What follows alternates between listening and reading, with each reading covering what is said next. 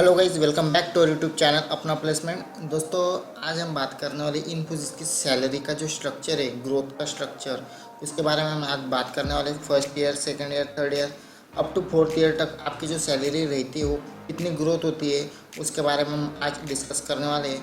आपको सबसे पहले बता दूं कि इन्फोसिस जो है वो एक टॉप एमएनसीज कंपनीज में एक आती है जिनमें फ्रेशर बहुत इंटरेस्टेड रहते हैं जॉब करने के लिए, और बहुत ऐसे एम्प्लॉयज़ रहते हैं उनको बहुत इंटरेस्ट या एक्साइटेड रहते हैं जो इन्फोसिस में जॉब करना चाहता है, लेकिन उनको ये पता है कि सैलरी कैसे ग्रोथ होती है, आपका जो करियर ग्रोथ है वो इन्फोसिस में कितना है।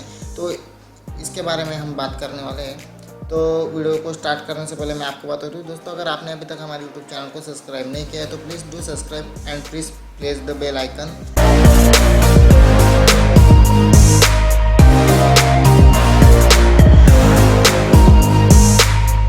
अगर फर्स्ट ईयर अगर आप फ्रेशर हो या आप इन्फोसिस में अभी अभी ज्वाइन हुए हो तो आपको बता दूँ, फ्रेशर की सैलरी आई थिंक इन्फोसिस की फ्रेशर की जो रिक्रूटमेंट रहती है वो सिस्टम इंजीनियर रोल के लिए रहती है, वो 3.6 LPA पैकेज प्रोवाइड करता है। और दोस्तों आपको बता दूँ, मेरे एनालिसिस के द्वारा मैंने जितने भी लिंक्डइन पर जितने भी एम्प्लॉयज़ उनको पूछा है तो उन्होंने कहा कि first year and up to second year तक सैलरी नो चेंज रहती है, उसमें कुछ बदलाव नहीं रहता है, वो एज इट इज़ सेम रहती है, उसमें आपको कुछ इंक्रीमेंट नहीं होता है। क्योंकि आप फर्स्ट ईयर में तो आपको 6 मंथ तक तो ट्रेनिंग ही रहती है, उसके बाद आपका जो 1.5 ईयर रहता है उसमें आपको कुछ बेसिक प्रोजेक्ट पे डाला जाता है, उसके बेसिक पर आपको इंक्रीमेंट नहीं होता है, ऐसा इन्फोसिस में है।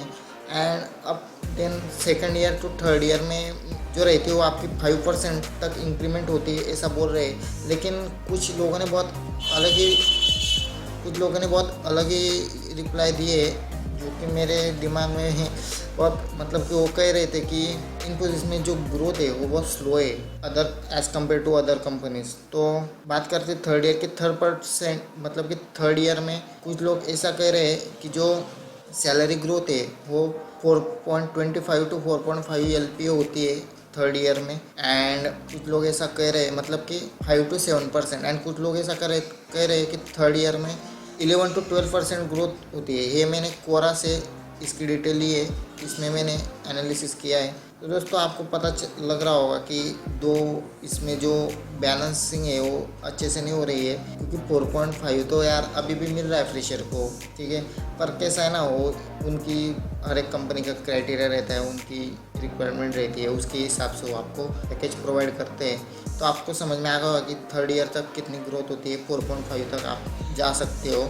एंड फोर्थ ईयर की बात करें तो आपको फोर्थ ईयर में आपका 8% ग्रोथ होता है, ऐसा कुछ एम्प्लॉयज़ कह रहे हैं, और कुछ कह रहे हैं कि 50% तक आपकी ग्रोथ होती है। लेकिन कुछ एम्प्लॉय ऐसा भी कह रहे हैं कि यार इन्फोसिस में ग्रोथ बहुत स्लो है। ये कुछ नेगेटिव फीडबैक नहीं है, लेकिन जो इंस्पायर रहते हैं इन्फोसिस में वर्क करने के लिए, जिनको बहुत मतलब कि इंटरेस्टेड है कि मुझे इन्फोसिस में वर्क करना है, टॉप एमएनसीज में वर्क करना है, तो इनके लिए कुछ नेगेटिव पॉइंट नहीं है। क्योंकि 50% जिनको फर्स्ट ईयर में 4 पॉइंट मिलता है, उनको अदर कंपनीज में भी जब आप फोर्थ ईयर में जाते हो तब भी आपको 50% ही ग्रोथ होता है, तो ये इक्वल रहता है। लेकिन कैसा है, वो स्टार्टिंग में आपको फर्स्ट सेकंड ईयर तक कम देते हैं, अदर्स कंपनीज में वो इंक्रीमेंट होता है लेकिन 2 to 5% से होता है, लेकिन अंत में फाइनल में इक्वल ही हो जाता है। तो ऐसा कुछ नेगेटिव फीडबैक नहीं है। तो दोस्तों आपको पता चल गया होगा कि अप टू फोर्थ ईयर तक इन्फोसिस की सैलरी ग्रोथ वो कितनी होती है और कैसी होती है। तो दोस्तों अगर आपको हमारी डिटेल इन्फॉर्मेटिव लगी तो please like, comment, share and subscribe जरूर कर दीजिएगा, एंड ऑल्सो